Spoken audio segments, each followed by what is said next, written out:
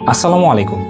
আজ যদি আমি আপনাকে জিজ্ঞেস করি বিশ্বকাপ 2026-এ আপনার পছন্দের দল কোনটি, হয়তো কয়েক সেকেন্ডের মধ্যেই উত্তর দিয়ে দিবেন আপনার পছন্দের দল পর্তুগাল, জার্মানি, ব্রাজিল অথবা আর্জেন্টিনা। কিন্তু এখন যদি আমি আপনাকে প্রশ্ন করি বাংলাদেশের কত পরিবার পানিবন্দী, কত অসহায় মানুষ ঘরহারা, কত শিশু না খেয়ে রয়েছে, এই প্রশ্নের উত্তর কি আমরা জানি? একদিকে বিশ্বকাপ নিয়ে উত্তেজনা, অন্যদিকে বাংলাদেশের বহু পরিবার বন্যার পানিতে নিজের ঘর, ফসল, গবাদি পশু আর জীবনের স্বাভাবিকতা হারিয়ে ফেলেছে। নিজের প্রিয়জনের লাশ দাফন করতে না পেরে বাঁশের তৈরি এবং কলাগাছের তৈরি ভেলা দিয়ে অজানা গন্তব্যের উদ্দেশ্যে তা ভাসিয়ে দিচ্ছে বন্যার পানিতে। আমাদের দায়িত্ববোধ মনে করিয়ে দেওয়ার জন্য এগুলো কি যথেষ্ট নয়?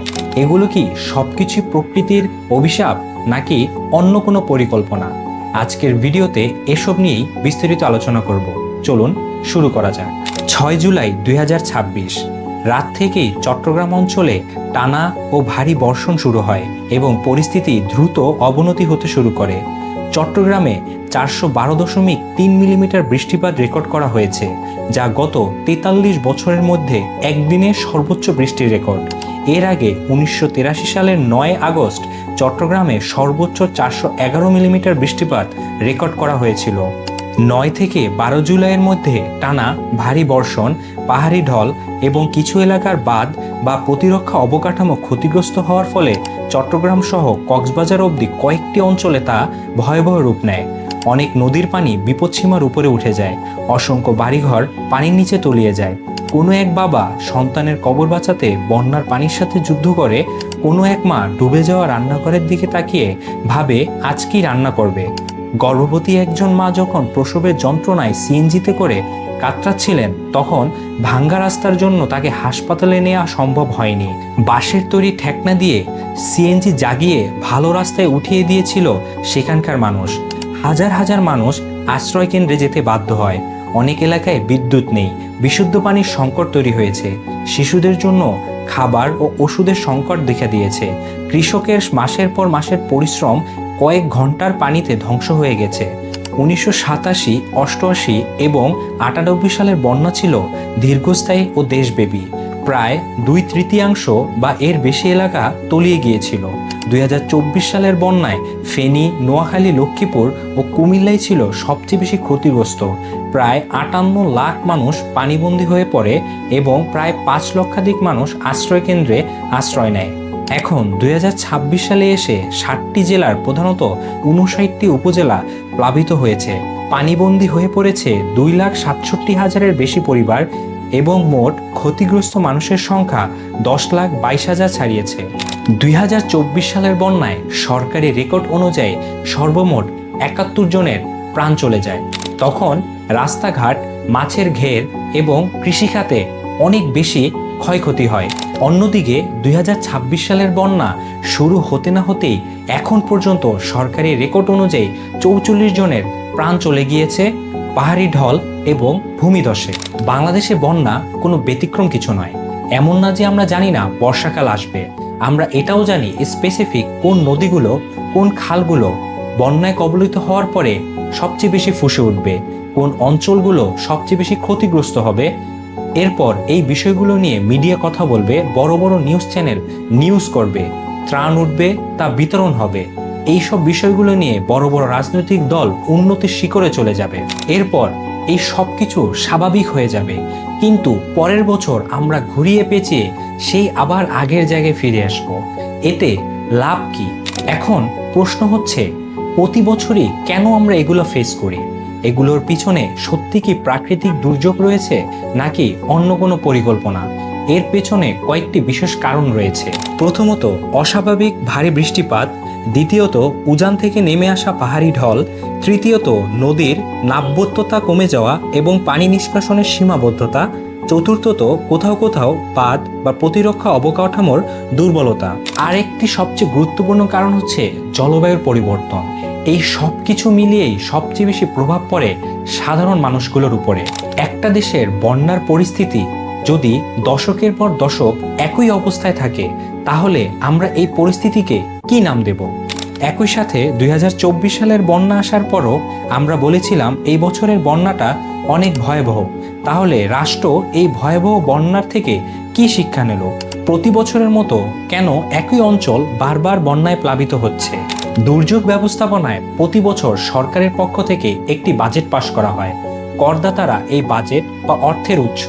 তাহলে 2024 সালের পরে এখন পর্যন্ত বন্যা মোকাবেলায় এই বাজেট কোন অবকাঠামো উন্নয়নের জন্য কাজে লাগানো হয়েছে তা একজন সাধারণ নাগরিক হিসেবে প্রশ্ন করা বা জানার কি অধিকার আমাদের নেই?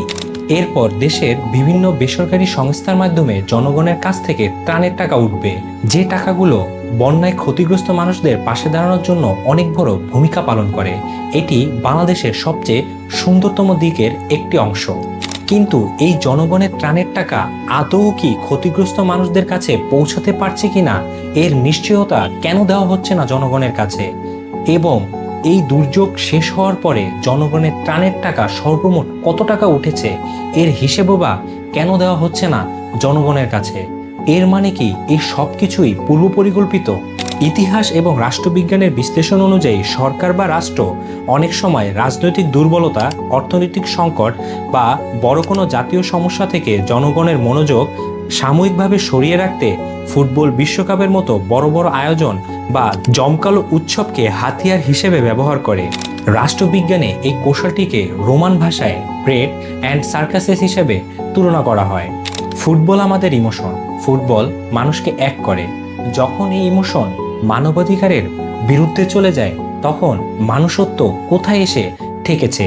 যখন নিজ এলাকা চট্টগ্রাম পানির নিচে, তখন সিরিয়াল দিয়ে পছন্দের দলের জার্সি গায়ে লাগিয়ে বসে বসে খেলা দেখার আনন্দ গায়ে মাখানো কি মানুষত্বকে ধ্বংস করছে না? একটা বিষয় খেয়াল করেছেন, 2024 সালের বন্যা যখন প্রত্যেকটা ইয়াং জেনারেশনকে প্রতিফলিত করেছিল, তখন তারা লাখ লাখ অসহায় মানুষকে সাহায্য করেছিল এবং তাদের পাশে দাঁড়িয়েছিল। কারণ একটি অভ্যুত্থান শেষে তাদের রক্ত ছিল তখন টকবগা। কিন্তু আজ 2026 সালের এই বন্যায় তারা কেন চুপ হয়ে আছে? ইভেন চট্টগ্রামে বড় বড় কন্টেন্ট ক্রিয়েটররা কেন আজ এই বিষয় নিয়ে কথা বলছেন না? কেন তারা চুপচাপ বসে বসে শুধু এই বন্যায় অসহায়ত্ব মানুষদের দৃশ্য দেখছেন? একদিকে আমরা যখন পুরো সোশ্যাল মিডিয়া জুড়ে নিজের পছন্দের দল বা ফুটবল নিয়ে সমালোচনা বা আলোচনা করছি, অন্যদিকে একজন মা এখনো অপেক্ষা করছে কখন এই ইয়াং জেনারেশন আমাদের পাশে এসে দাঁড়াবে, আমাদেরকে এখান থেকে উদ্ধার করবে। কোনো এক বাবা এখনো অপেক্ষা করছে কখন তার এই ধ্বংস হওয়া ঘরবাড়িকে নির্মাণ করার জন্য তাদের পাশে এসে দাঁড়াবে। কোনো এক বৃদ্ধা এখন অপেক্ষা করছে উদ্ধার নৌকার জন্য। আমরা ফুটবল দেখব, আনন্দ করব, উল্লাস করব, কিন্তু এই দুর্যোগের সময় অসহায় মানুষগুলোর কথা কখনো ভুলে না যাই। আমরা আমাদের সামর্থ্য অনুযায়ী এসব মানুষগুলোর পাশে দাঁড়াবো। আমরা 2024 সালের মতো আর একবার জেগে উঠি। মনে রাখতে হবে 2024 সালের বন্যায় যে মানুষগুলো সবার প্রথম এগিয়ে এসেছিল তারা কিন্তু চট্টগ্রাম, কুমিল্লা এবং ফেনীর বাসিন্দা। আমাদের এখন সুযোগ এসেছে এই মানুষগুলোর পাশে দাঁড়ানো। সরকারের পাশাপাশি আমরাও একটি উদ্যোগ নিয়ে ভাঙা রাস্তাগুলো মেরামত করার চেষ্টা করি। এই অসহায় মানুষগুলোর সঠিক তথ্যগুলো তাদের প্রিয়জনদের কাছে পৌঁছে দিই। ভাঙা বাঁধগুলো মেরামত করতে সাহায্য করি, যাতে ত্রাণের নৌকাগুলো সঠিক সময় সঠিক জায়গায় পৌঁছে যেতে পারে। যাদের সামর্থ্য আছে তারা শুকনো খাবার, পানি এবং স্যানিটারি ন্যাপকিন নিয়ে সবার পাশে যাওয়ার জন্য অনুরোধ করছি। আজকের ভিডিওটি বানানোর উদ্দেশ্য কাউকে ছোট করা বা দোষ দেওয়া নয়। আজকের ভিডিওটি বানানোর উদ্দেশ্য হচ্ছে শুধু এতটুকুই জানানোর, একটি দেশের শক্তি কখনোই তার খেলাধুলা হতে পারে না। ওই দেশের শক্তি হচ্ছে তার প্রত্যেকটি মানুষের মানবিকতা। বিশ্বকাপ আবার আসবে, নতুন নতুন ম্যাচও হবে, কিন্তু এই বিশ্বকাপের ইমোশন দিয়ে মানুষত্বকে বিক্রি করে না দেই। যে পরিবারগুলো বন্যা কবলিত হয়ে তাদের সবকিছু হারিয়েছে, তাদের কাছে আমাদের দেয়া এই সময়টুকুই অনেক বেশি গুরুত্বপূর্ণ। কিন্তু নিজ দেশের মানুষের কষ্ট কখনো ভুলে না যাই। এর কারণ হচ্ছে দিন শেষে একটি মানুষ আরেকটি মানুষের কষ্ট এবং খারাপ সময় পাশে দাঁড়াবে, যার মাধ্যমেই তার মানুষত্ব প্রকাশ পাবে। এই ভিডিওটি বেশি বেশি শেয়ার করে দেওয়ার জন্য আপনাদের কাছে বিশেষভাবে অনুরোধ রইল। সবাই ভালো থাকবেন, সুস্থ থাকবেন। আল্লাহ হাফেজ। আসসালামু আলাইকুম।